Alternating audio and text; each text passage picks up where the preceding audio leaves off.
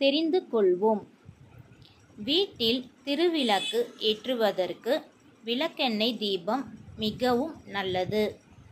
வீட்டில் குறைந்தது 2 விளக்குகள் ஏற்ற வேண்டும்.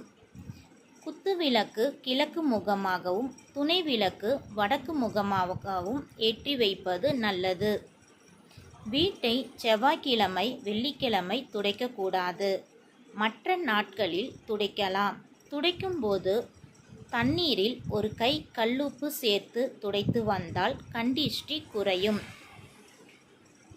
வீட்டில் பணப்பெட்டி தென்மேற்கு திசையில் கிழக்கு பார்த்து அல்லது வடக்கு பார்த்து வைக்கலாம்.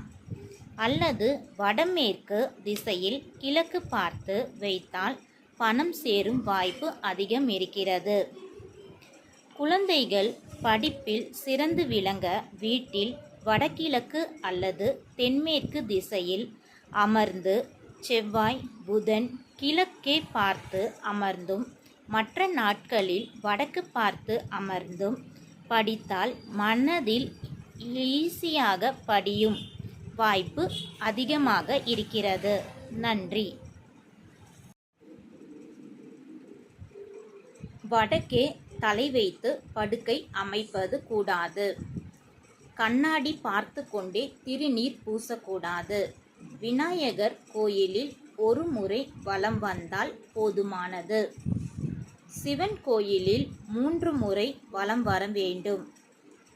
சிவன் கோவிலுக்கு சென்று காணிக்கை போடாமல் வரக்கூடாது. பெருமாள் முன்பு கன்னத்தில் அடித்து கொள்ளக்கூடாது. தன்னையே சுற்றி கொண்டு சாமி கும்பிடக்கூடாது.